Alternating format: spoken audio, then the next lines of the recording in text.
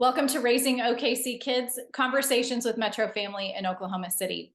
I'm Erin Page, and today, in honor of Metro Family's 25th anniversary and 3 years of our Raising OKC Kids podcast, we are welcoming back some of our most popular guests for an update on one of our most downloaded podcast topics. Welcome to Kylie Holland, Sarah Cunningham, and Katrina Kalb to talk about resources for LGBTQIA+ youth. I'm so happy to have all of you here today. It's so good to be here. Thank you for the invitation. Thanks so much for having me back, Erin. I am so glad to see all of your faces. Our conversation 3 years ago was one of my favorites, and as I mentioned, has been one of our listener favorites. Plus, it also received a gold award from the Parenting Media Association. All of that just underscores how needed your words and expertise have been in our parent community over the last 3 years.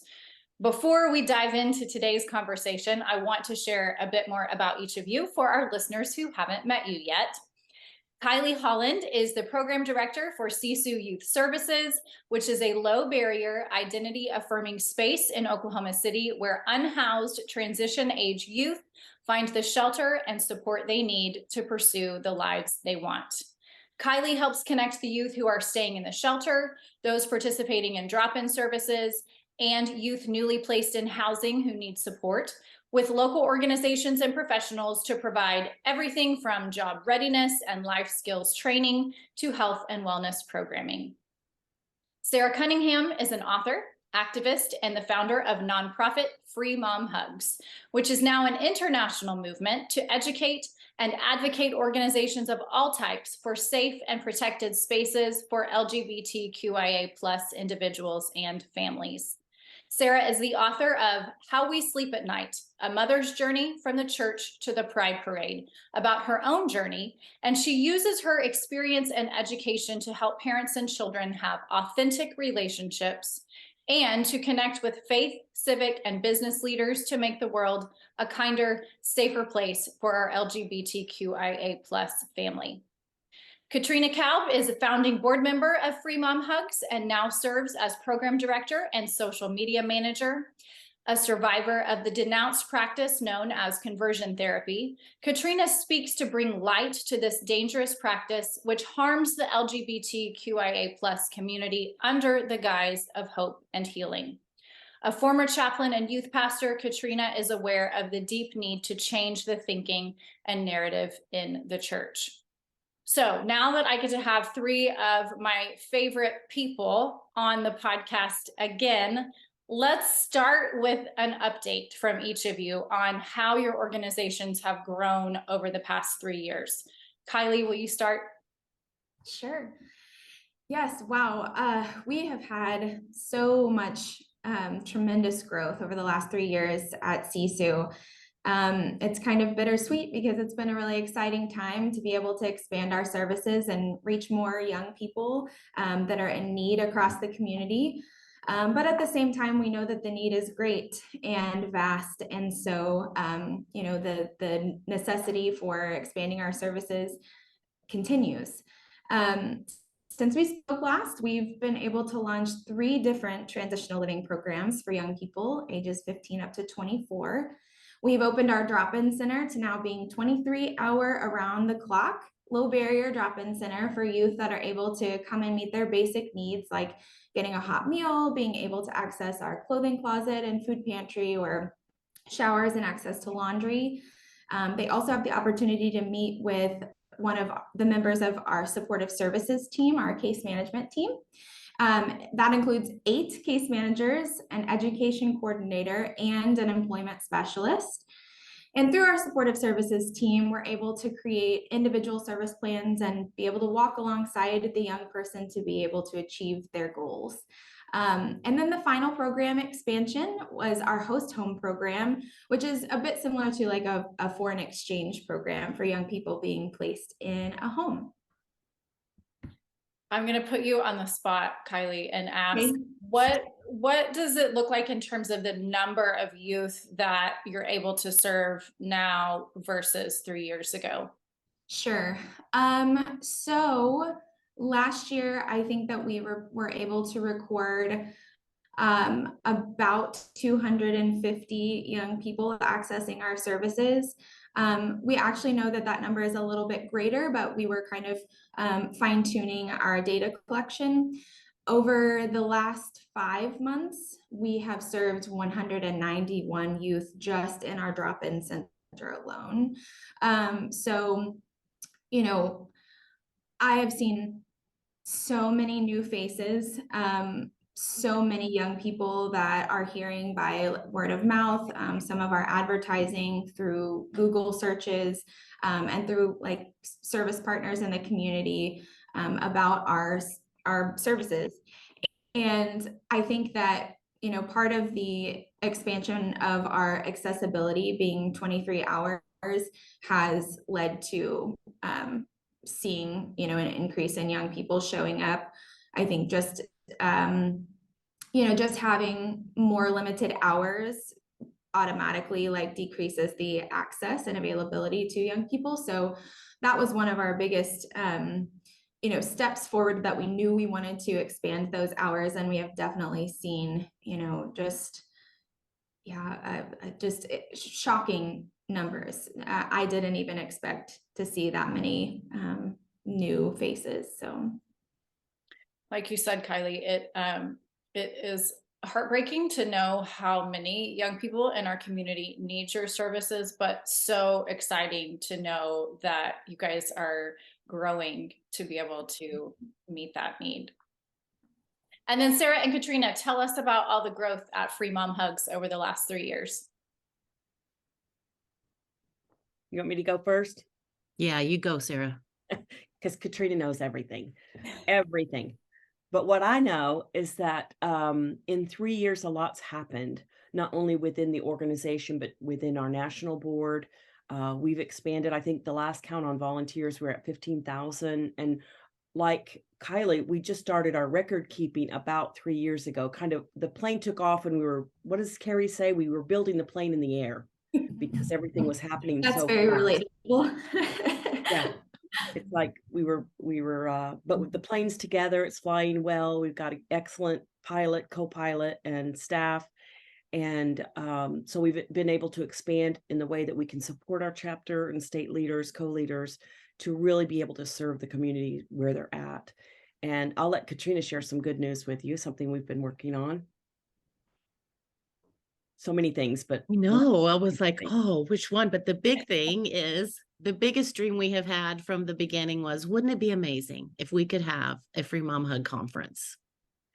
And it has finally come to fruition. And you all, it really is amazing, because when we do go back and think about, you know, we exploded in 2018, 2019, with Sarah's viral post about being a stand-in mom at LGBTQ weddings. And we, you know, had no idea, with 250 followers on Facebook, and now we're over 100,000. And it just, you know, we survived COVID. And I mean, you all know that a nonprofit based on physical touch was doomed.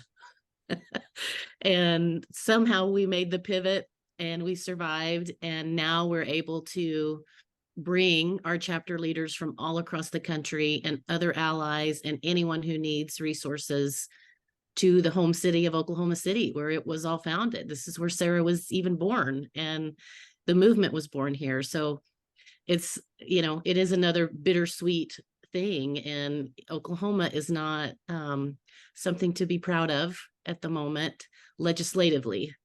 But movements and the people of the movement are something we want to be proud of. And that's why we were like, we're bringing everyone to Oklahoma City for the very first conference. yeah, when you couldn't be more pleased with the lineup. And Kaylee, you know, I just want to commend you. I've been watching just all that you do and have done, the challenges. And I mean, to hear that you have been, I want to say, funded in a way that you can expand and provide these services that is so needed here. I'm so happy and thankful that we have you. And even when you were just in the basement of a little church down the street, I couldn't be more prouder of the work that you guys are doing. Still in the basement. Getting out of the basement. I guess that's We're the part moving I on didn't up. mention.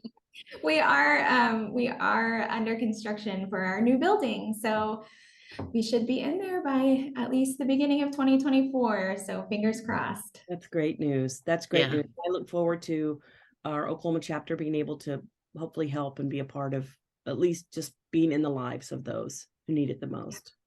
We It love is that. so exciting, and I will add on that it is a multi-phase process. So the first phase will allow CSU to serve even more youth, and then there's a second phase that's coming that again is just going to be able to expand those services further and provide a really welcoming, beautiful space for everybody the organization serves. Yeah, I do have a question though. I heard you say 23 hours. What's the crux between 23 and 24? Sure. So there are just certain regulations when you're 24-hour that's like labels you as a residential facility. Okay. And as a shelter, we're really not a residential facility. And so that didn't feel like a good fit for us. And so we close at least 1 hour a day. We have what we call our walk-in hours, and then we have by appointment only hours. It gives our staff a little bit of time to focus on like one-on-one appointments with clients and, to clean and prep the space. That makes sense. Thank you so much. Yeah, absolutely. So to frame the rest of our conversation, I wanted to revisit a question from our first podcast, because I feel like this is it's always an important piece of the conversation. Why is it so vital for our queer or questioning youth to have an affirming, loving community or mentors around them? And then why is it so detrimental to their mental health and really their very lives when they don't? Well, it is a difference between life and death. We know that. And the numbers alone, I believe last time we spoke, it was 40, the suicide at-risk behavior goes down 40% for every one affirming person, supportive person in the life of an LGBTQ person. And with the political climate that we're in now, I'm sure that it's greater than that even. And I know, Kylie, last year you had some incredible numbers. I'm sure those have changed as well. Yeah, they have changed a bit, but not much. They stay pretty steady with, having one affirming adult in your life reduces the risk of suicide by 40%. And I do always like to share that statistic because I think that it's so impactful, because it genuinely is so simple, to be that one supportive person for our young people. And I just wanted to say that, LGBTQ young people live and grow up in a world that wasn't built for them, especially and specifically trans and non-binary youth of color. Our society, still operates under really restrictive gender norms and expectations on both expression of gender and, one's sexuality. And, I think that if everybody just like took a second to think about, some aspect of your person that you were born with, if that made you a target for everyday, bullying, harassment, and even violence, that this is what our community looks like for, our LGBTQ friends and family members. And, as you can imagine, just that alone puts the queer community at much higher risk for, mental and emotional struggles. And especially our young people who are already trying to find their place in the world. And so it's really vital that we wrap our young people up and be able to allow them to explore, truly who they are. And, that statistic that I think it's 41%, of queer young people have seriously considered suicide within the last year. And that's a gut-wrenching and like horrible statistic, but conversely, that statistic that we were just talking about, how you can be that one supportive adult in their life and reduce that number. We can all choose to be that safe and wildly affirming person for everyone that we interact with. And it does make a difference and it will make a difference. So I think that that's just, that's really important to remember, that we can do it. There's not some big, secret equation. It's just loving and affirming the people around us. And what does that look like in its most effective form? I think that, it looks like, simple things like not assuming someone's pronouns. And if it's appropriate, being able to ask them, hey, what pronouns do you use before you interact with them? Not, assuming someone's gender as you're interacting with them. Using someone's name that they tell you they're going by. Allowing people to share with you their experience without being defensive or feeling attacked by someone just sharing with you how they're feeling or what that interaction felt like to them, can truly be a safe space. Being able to be that listening ear and genuinely listening, and being curious and asking questions, and but then making the effort to actually listen, take in what someone is sharing with you, and then make small changes. I just don't think that it's all too difficult, but I think everybody gets worried about maybe what the appropriate thing to do is, or maybe just ignore things that they don't understand altogether. And that just isn't the answer.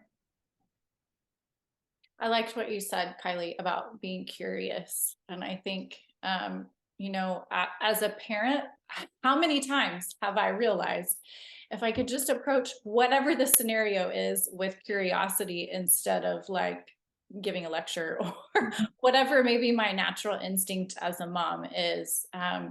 I just feel like when we can shift a lot of things in our lives to approach with curiosity, that makes all the difference in the world. Yeah. And I think, asking questions is so big for youth today, because it really is that you care. You're not based on your own knowledge. You're not based on your own assumptions, but you're asking them questions about things like, what does this mean? Or what do they talk about when they say gender dysphoria? What is that? Or, to really listen to them, I think is priceless right now. And especially when their voices are really being taken away. And, we've seen that at the Oklahoma Capitol, that, kids aren't allowed to, if they go there on a day, when things are being said about them that are completely not true and misinformation, they're not allowed to wear pride colors or have a trans flag. They can't bring a sign in. They're systematically being silenced. And so I think anytime we can give them a place for their voice, it's so important. And just to show that, you care and what's going on. We have a thing here at Free Mom Hugs right now where visibility is more important for the allies, because, this is the crux of 3 years ago. We all did amazing work, and we're so excited that we made the world a little bit safer to be visible. And the problem now is that it's not safe to be visible. The shift has occurred. And so who needs to be visible is the allies. That's what needs to be happening now. And, in order to protect the kids, and every day there's debate over their existence, and it's just hard to listen to over and over again. And so I think that's a place where allies just have to step up and just be obviously on their side. I see a lot more when we would have Free Mom Hug shirts on in places, or wear just a rainbow bracelet. The response in public, a lot of people would be like, oh my gosh, I love your organization. And it was high, right? And now I'm noticing when I'm at the post office or at a drive-through window and someone sees my shirt or my bracelet, it's more teary and thank you. I love your shirt. And, so that's the societal shift that's going on right now, is that people just, Kids need comfort and they need safety and they need to know that we're all fighting for them. And the things that people are saying about these laws are just not true. And they need to know they're not alone and everybody, in a sense, lying about them. I want to continue that train of thought, Katrina, to talk more about the shifts that we've seen in the last 3 years since our last conversation, and what you all are seeing in your organizations out in the community that has you especially concerned for our LGBTQIA plus youth.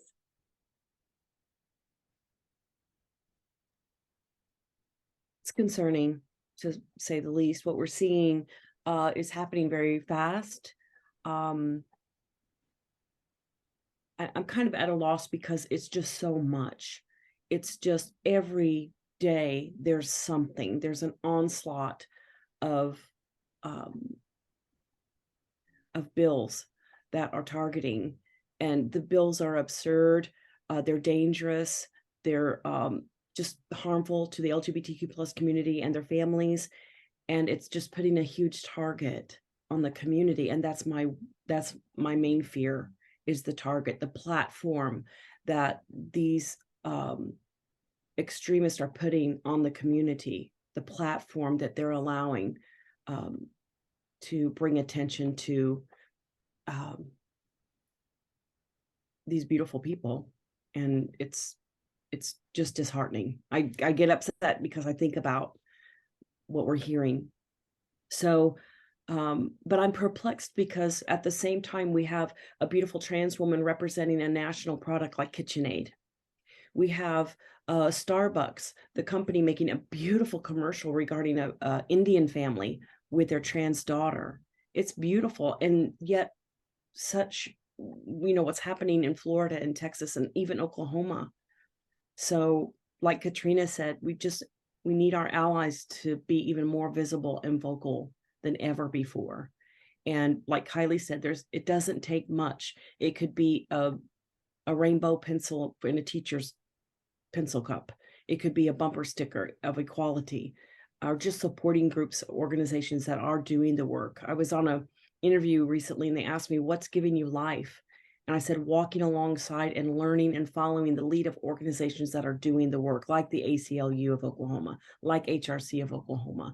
That's given me life and hope in a way that I wouldn't have otherwise without them. So it's crucial that the parents make their home a safe place to set the example for their children, whether their children are part of the community or not. When you see that Starbucks commercial, comment about it, how positive it is and how beautiful it is that this is being accepted and celebrated in the world around us.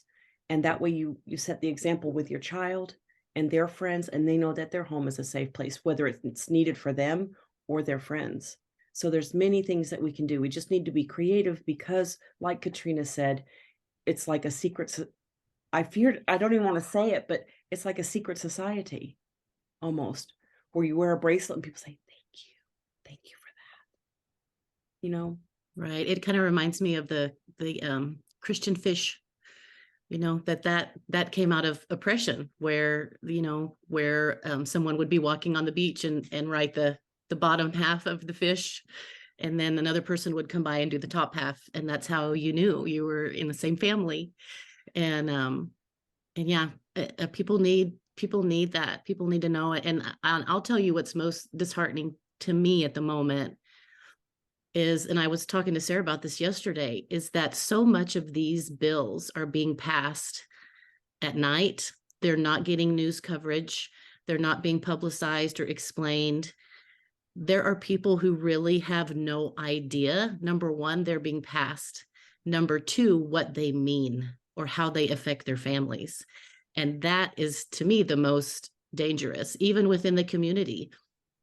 I can speak to people in the LGBT community as friends and say, can you believe this drag ban and what it's going to do, even to people like me? I wore a suit to my wedding, and that would get me arrested now.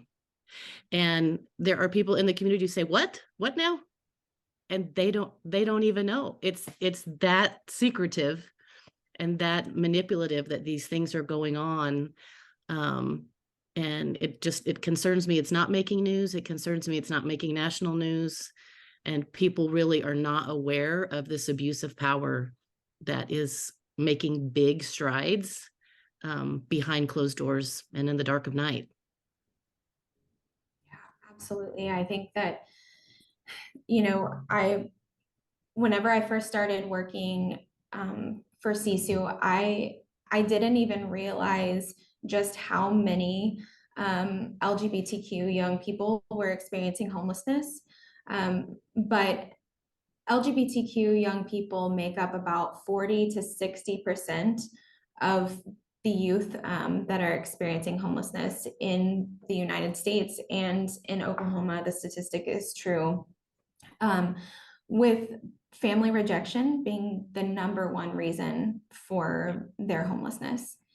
And, that just doesn't have to be true, that it doesn't have to be so. These young people do not have to be on the street.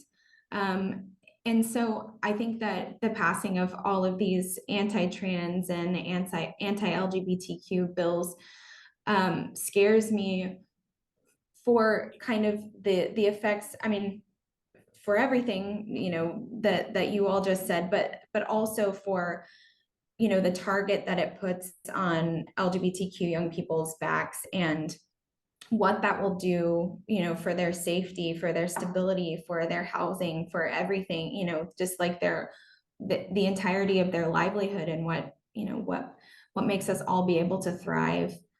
And we know that these bills just existing cause mental and emotional harm to young people. I think that the Trevor Project put out a statistic just this year that stated 1 in 3 young people express the negative state of their mental and emotional state is from hearing about all of these bills and legislation across the country. And it just feels like, being in this constant state of fight or flight, and not knowing, what's coming next. And yeah, it just feels a lot like we're backpedaling in a lot of ways.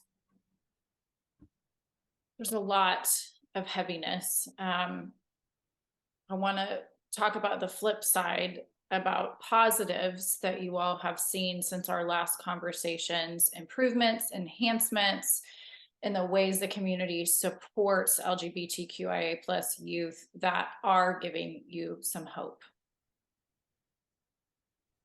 I know for us, we had a great flip side about a month ago. I want to say, Sarah, you can help me with this, but there was a situation, I want to say, in Kentucky with aldermen. I can't remember their name. But they were a legislator and had a speech about these dangerous moms who go hugging people.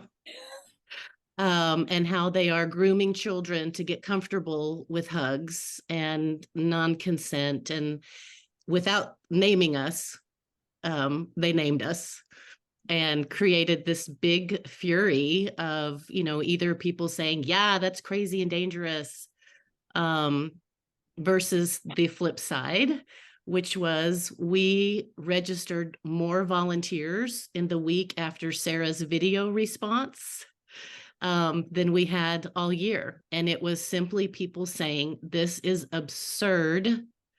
And I want to be a part of this movement that is loving and, supporting the LGBTQ community, and is in a sense in opposition to ridiculous notions that legislators are putting out right now. So there is a flip side. And again, once people become aware of what is happening, they don't like it. There is a statistic that 70% of Americans are for LGBTQ rights. It just is simply the abuse of power that we're fighting. And to add to that, the 60% of Americans have no idea there's an issue. So this is where the good news is. 60%, I don't want to say it's good news. Let me rephrase that. 70% of Americans want equality. 60% of Americans have no idea there's an issue. Say, well, you have marriage equality. What more do you need? Because they just are not aware. It's not, I don't think it's intentional. I really don't, in my heart of hearts, believe that most people are good people and they want everyone to have a good and healthy, happy life. So the question is, how do we bring awareness in a way that's not sounding the alarm and lighting everything on fire, but to say, this is not acceptable. This is not acceptable, and it's not helping. So it's an abuse of power birthed out of fear and ignorance. How do you combat that? You sound the alarm with love, education, and providing platforms like Kylie, like Sisu, to provide a safe place for these beautiful youth to go, to nurture and thrive. And those are the things I think we need to focus on. Personally, Free Mom Hugs has a mission. Visibility, I believe that we have that down. You know, we are visible, but now we're being vocal and intentional with our educational aspect of our mission, and that is to empower the world to celebrate the community through visibility. We got that. We're working on it still. It will never stop. And then education, and that comes with the conference. We're having, you know, people come in from the Human Rights Campaign, PFLAG, Oklahoma representatives who can speak to the issues and to empower our allies. We hope our main goal for this conference is to empower the attendees to go back to where they live, to use what they've got with who they're with, and to change the world around them until every household is affirming, until every person can change the conversation at the water cooler and show up at the Capitol when these unacceptable bills and say, my voice is value and you need to hear it. Anyway, that's my spiel. Kylie. Absolutely. I absolutely think education is such an important piece of this. There are so many organizations that have reached out to CSU and started engaging in conversations, asking questions about how to support their LGBTQ staff. And I'm really excited to say that we are working on a gender and diversity training and have brought it to different organizations in the community and really look to continue to grow that. But I also think that, you know, I've seen a lot of positives in, you know, the grassroots community of LGBTQ folks coming together for other folks and, you know, fundraising or intentionally creating safe spaces around the city. And then last but not least, young people. They're, you know, every day when I come into CSU, there are young people there that come from all different backgrounds, all different, you know, lifestyles and families and geographically different places. And we have a really strong no hate speech policy. And we make that very clear at the very beginning when anybody enters services. And it is incredible the kind of interactions that I see, you know, people who don't look alike, who know nothing about the other person and their interactions and their, you know, ability to say, like, I may not understand you, but I can interact and even coexist in the same space with you. And, you know, I'm going to ask some questions and be curious. And I always get really like fueled by the way that I see our young people interact with one another, because that, you know, it really is that simple. Just being able to coexist and yeah, and I love to see that in our youth. You guys have talked about some of this, but I want to really focus on what happens next, whether it's especially our parent listeners, what can we do? What are organizations like both of yours doing? What does the community do? How do we move toward inclusion? And maybe most importantly, why does this matter to all of us, whether or not we know or love someone in the LGBTQIA+ community? Well, Go ahead, Kylie. Oh, sorry. I was just gonna echo what you all were saying earlier about, you know, we've got to lean on our allies. We have to have the allies in the community, whether you think you know or love somebody that's part of the LGBTQ community, you do. and we have to be vocal. You know, our allies in the community have got to be the ones that are using their voices. We've got to be vocal against all of these anti-trans and anti-gay legislation, against, you know, bigotry and microaggressions that we hear. And, you know, I think that being the person who will stand up for LGBTQ people, even if they're not in the room, you know, as a community, we have to understand that harm to anyone is harm to everyone. And, you know, it takes all of us being able to come together and unite our voices and be able to, you know, to be vocal about what is happening and educate, and then be able to make that change. And like I said, I really think that it starts right now with all of our allies standing up and supporting. Yeah, I agree completely. You know, I think yesterday or the day before, there was I think it's a P flag meme going around. And it says something about, you know, this Pride season, could we move from love is love to our trans kids are in danger and dying? Mm-hmm. And it's like, that's it, you know, and our organization, we're all about love. We're all about hugs. We're all about, you're going to be okay. And it is different this year. It's hard. It's hard to be an ally. It's hard to be in the community. Everybody's exhausted. But it is the element of, but you can't give up. So we have to support each other. We have to, you know, we have to create these places where we're all safe like this, to talk about what's going on, to talk about what we need, talk about what's working and talk about what isn't working. And for me, the big picture is everyone has to level up. Everyone has to do more. One of our chapter leaders, she said something, and it's so simple and it just gets it. And she's like, everybody has got to get off Facebook and get on the street. And it's like, that's it. You know, what you've been doing that felt like enough, whether it was a sticker, whether it was a t-shirt, whether it was, you know, speaking to your teacher, honestly, whatever it is, everyone's got to do more now. We all have to level up if this is going to work. But at the same time, we all have to support each other because we're tired. And call your legislators and go down to the Capitol. Yeah. Yep. I agree. It is about voting is the ultimate power tool that we can use. But in the meantime, and even that is being jeopardized in many states, the ability to vote. So there are times when I get overwhelmed when I think, what in the world? And we were at Norman Pride, the first Pride for me of the season. And it was like the shot in the arm we all needed. It was just a beautiful day. There were beautiful people. And I was talking to a beautiful young person, and we were talking about the current events. And they said, I'm tired, but we can't afford to be tired right now. We can't afford to quit or take a rest. And that really rung true with me. So, and Katrina just reminded me of something. It's about level up, but it just inspired me. We, as Free Mom Hugs, we're going to talk later, we're going to build this out, but make platforms for people to show up.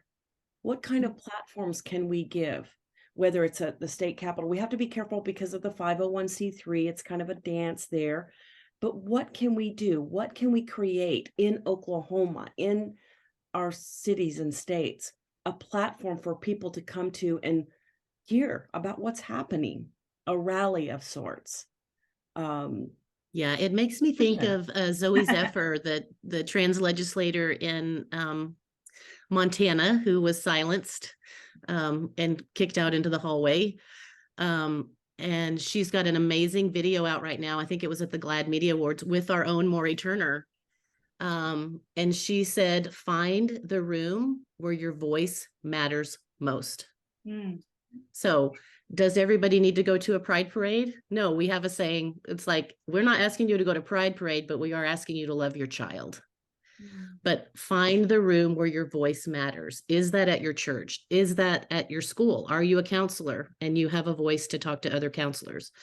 You know, are you a doctor? Are you a lawyer? Like, find that place where your voice matters, because it needs to be big impact now.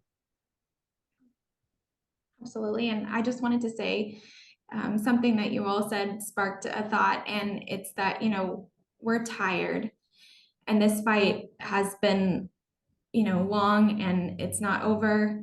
And I just wanted to say that, queer people are resilient, and historically we don't give up, and we're still here, and we're still doing this. And, we bring each other water and food, and we, take care of each other, and we're going to continue doing that.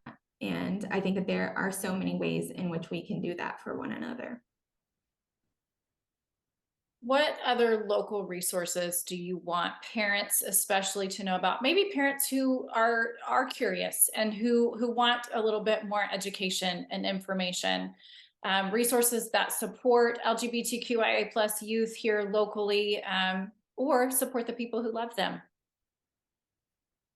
I think any equality center, and I say this to everyone, not just if you know you are a parent of an LGBTQ child or an LGBTQ person.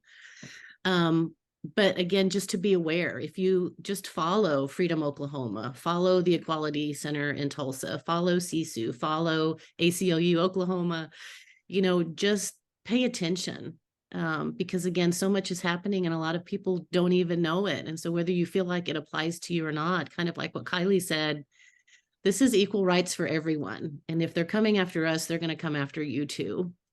And you're fighting, for all kids. So just find those places and support those places. PFLAG, all of these places. If you can't physically go somewhere, great opportunity is to donate. So many great organizations that are doing the work. Trans Family Resources is amazing. Yeah, there's so many, like Katrina mentioned, but I think the smartest thing that I have done as an ally is I joined the mailing list for ACLU Oklahoma and national, PFLAG Oklahoma and national, Human Rights Campaign Oklahoma and national. That keeps me abreast of current issues and national issues. And I'm not a very politically minded person, but their newsletters are written in such a way, it's like an update, and it just put it in a way that I can understand, even the simplest terms, because a lot of it is over my head. I can read a bill and not even know what they're talking about. But join the newsletters, get on that newsletter list, support the organizations who are doing the work, support organizations like CSU who are providing life to these beautiful young people, and just get involved. And I used to say, if you can pray, pray. If you can show up, show up. If you can donate, donate. There's always a season of one or the other in your life. I wanted to share a couple of spaces that provide support for young people. So Q Space is a really great one. They have like a 13 to 17-year-old group that meets once a week. And I think it's like 18 to 24, maybe something like that. Double check me. But it's a really great space for young people to feel supported and to have community. And then just like find spaces around the city. There are so many right now that are working to make sure that there's somebody there that looks like you.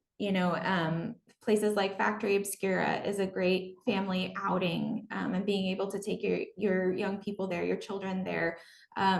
They're seeking out the spaces in the community that are built and made for LGBTQ youth. Is so important to support, to be a part of, to take your children to, and just kind of normalizing that we're all just humans, and and finding people that look like you in the community. That's great advice. As we close out our conversation today, what do each of you most want our parent listeners to know about supporting LGBTQIA plus youth?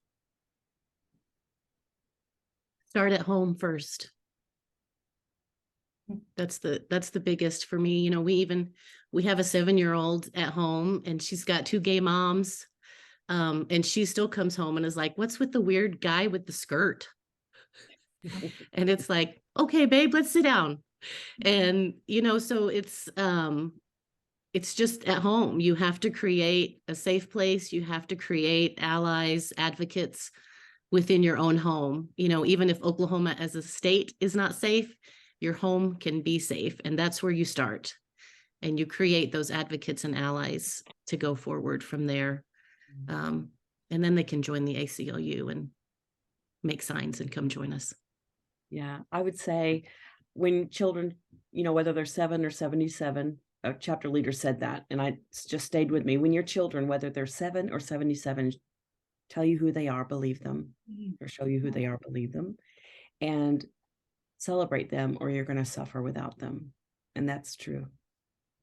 And lastly, go to freemomhugs.org. I have to plug freemomhugs.org. Find your state chapter, get plugged in. You'll have resources there.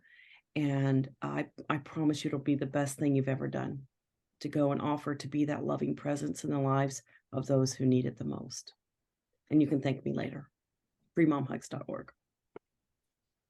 Absolutely. I'll just echo what you all said, and that, you can be that safe space for your children in a world that's not always safe for them. And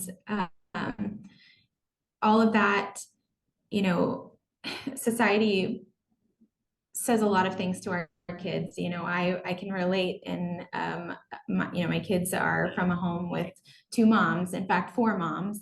And so my kids still come home and say things like, what's with boys and skirts? And I'm like, yeah, boys can definitely wear skirts.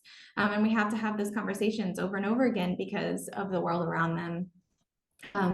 And that it's so important, not only if your child feels like that's a part of their identity, but if their friends and that person in their class and, the kid who doesn't have anybody sitting, on the playground, like, you're saying those things to your kids for that person. And so that's like, yeah, like you all said, that's where it starts. It starts at home, and you can be that one person and you can make a difference. And just by making that small difference alone, we can lower the number of young people who are considering suicide, or young people who are living on the streets. It all starts at home. For me, I would add one more thing if I could, Erin. I'm sorry. No, go ahead. This year's word for Free Mom Hugs has been intentional. And I would just encourage your listeners and each one of us to just be intentional every day towards making the world a better place where you are. And it's going to look different for you than it might be for me, but be intentional. And I guarantee you, if you look for those opportunities, you're going to find them. So be intentional. For me as a mom, at the end of the day, this work is about loving kids, all of them, for who they are, and raising humans who are going to go out into the world and love other people for who they are too. And I think there are a lot of instances and issues where people don't understand or say they don't agree or whatever the case may be. But I think we can all agree that what we're doing for our collective future is raising great people who are going to love others in the world. I mean, I think that's a hard point to argue with, that we want all of our kids to grow up and to be able to give back to the community and love other people. Thank you guys so much for being here. Thank you for all of the incredible and hard work that you all do in our community every day. Thank you, Erin. Thank you, Erin, for this platform, for a conversation, and for sharing what you have with what you've got and where you're with, who you're with. You would know what I mean. Thank you so much. Thanks everyone for listening. Join us next time on Raising OKC Kids.